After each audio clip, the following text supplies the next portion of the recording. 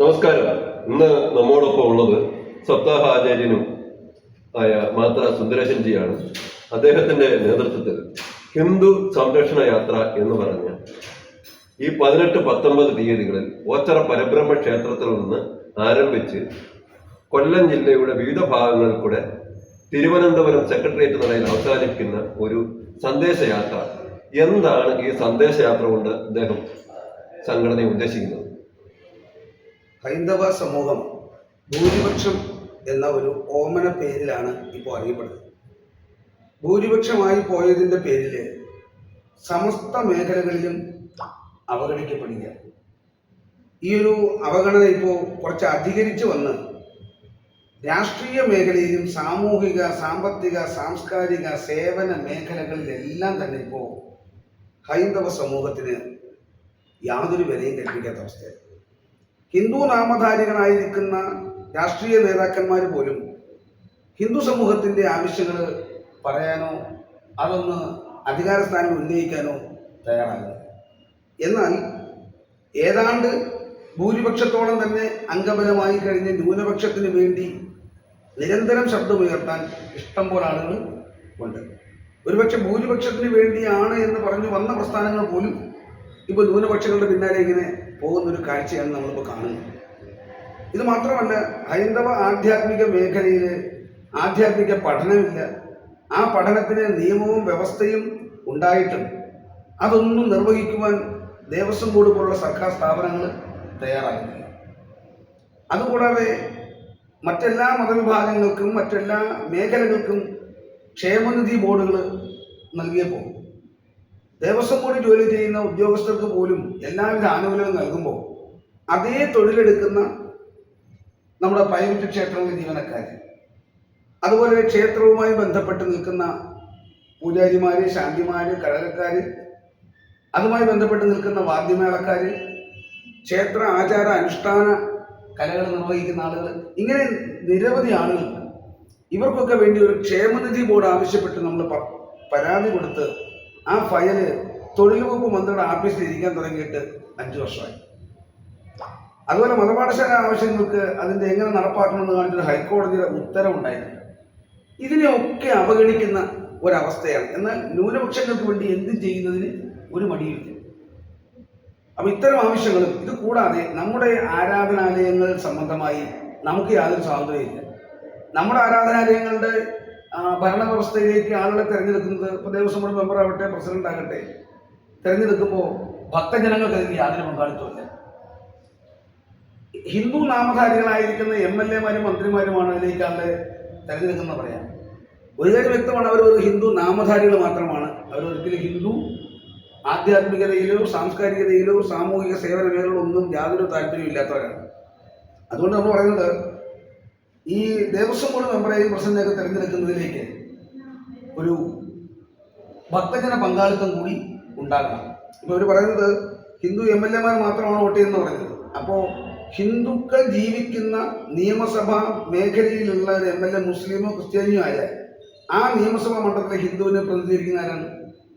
ഇതൊരു നിയമപ്രശ്നം കൂടെയാണ്. അതൊരു നിയമപ്രശ്നം കൂടെയാണ്. അപ്പോൾ സ്വാഭാവികമായിട്ട് എല്ലാ ഹിന്ദുക്കളെയും പ്രതിനിധീകരിക്കുന്നതല്ല ദേവസ്വം ബോർഡിലെ അംഗങ്ങൾ എന്നുള്ളത് വ്യക്തമാണ്.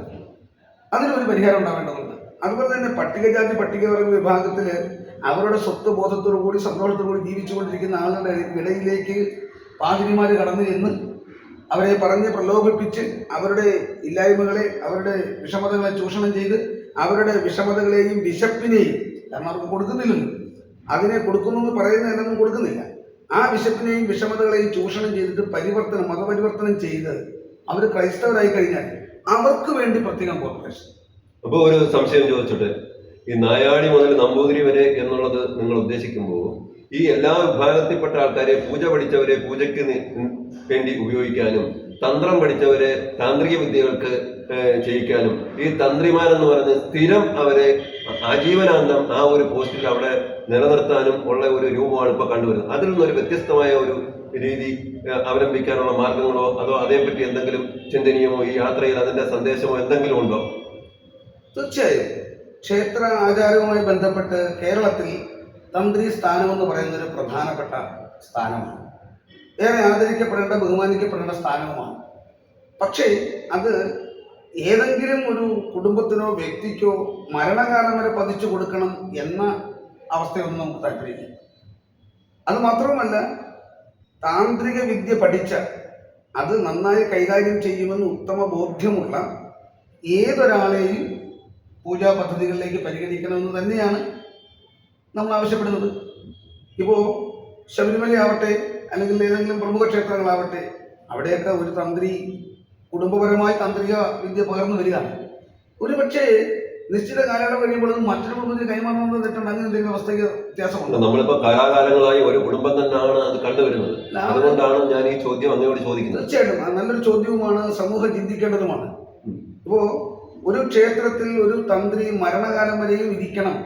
അത് കഴിഞ്ഞാൽ അദ്ദേഹത്തിന്റെ മകനോ അല്ലെങ്കിൽ അദ്ദേഹം നിർദ്ദേശിക്കുന്ന ആളോ പഠിച്ച ആളാണോ പഠിക്കാത്ത ആളാണോ എന്ന് അറിയില്ലെങ്കിലും അയാൾ തന്ത്രിയാണ്.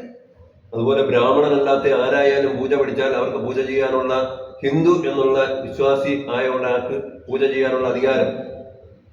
അതിൽ ബ്രാഹ്മണൻ എന്ന് പറയുന്ന പദത്തിനെ ജാതീയവൽക്കരിച്ചു കൊണ്ട് വെച്ചിരിക്കുന്നത് കൊണ്ടാണ്. ബ്രാഹ്മണൻ ഒരിക്കലും ഒരു ജാതി സംവിധാനമല്ല. അതൊരു ഗുണങ്ങളുടെ കർമ്മത്തിന്റെയൊക്കെ അടിസ്ഥാനത്തിൽ നിശ്ചയിക്കപ്പെട്ടിട്ടുള്ളതാണ്. ബ്രാഹ്മണനാണ് എന്ന് കരുതി, അല്ലെങ്കിൽ ബ്രാഹ്മണനെ ഉണ്ട് എന്ന് കരുതി അയാള് തന്ത്രം പഠിച്ചിരിക്കണമെന്നില്ല, പൂജ പഠിച്ചിരിക്കണമെന്നില്ല. അപ്പൊ അങ്ങനെയുള്ളവരെ നമ്മൾ ഇവിടേക്ക് ശുപാർശ ചെയ്യാൻ പറ്റും. ഇനി ബ്രാഹ്മണന്റെ മകനായിട്ടോ മകളായിട്ടോ ജനിച്ചില്ല എന്ന് കരുതി താന്ത്രിക വിദ്യയും പൂജയും പഠിച്ചു ആ ആളിനെ നമുക്ക് എന്തുകൊണ്ട് പരിഗണിച്ചുകൂടാ? അപ്പൊ സ്വാഭാവികമായിട്ടും ഇവിടെ അറിവിനാണ് പ്രാധാന്യം കൊടുക്കേണ്ടത്. പ്രാധാന്യമുള്ളത് ഈ തന്ത്രം ഏതൊരു തൊഴിലാണോ ചെയ്യുന്നത്, ഏതൊരു മേഖലയിലാണോ പ്രവർത്തിക്കുന്നത്, ആ മേഖലയെ പറ്റി വ്യക്തമായ ജ്ഞാനമുള്ള ഏതൊരാളെയും അതത് മേഖലകളിൽ നിയോഗിക്കണമെന്ന് തന്നെയാണ് നമ്മുടെ അഭിപ്രായം. അപ്പം ഇത്രയും കാര്യങ്ങൾ ആധികാരികമായിട്ട് പറഞ്ഞു തന്ന സപ്താഹാചാര്യനായ മാത്ര സുന്ദരേശൻജി, താങ്കൾക്ക് അഭിനന്ദനങ്ങൾ. കാരണം എല്ലാ അറിവും പകർന്നു തരാനുള്ള ഒരു മനസ്സ് കാണിച്ചതിന്, അത് തന്നെ ആധികാരികമായിട്ട് പഠിച്ച് സംസാരിക്കുന്നതിന് അങ്ങയെ അംഗീകരിക്കുന്നു. എല്ലാവർക്കും നന്ദി, നമസ്കാരം.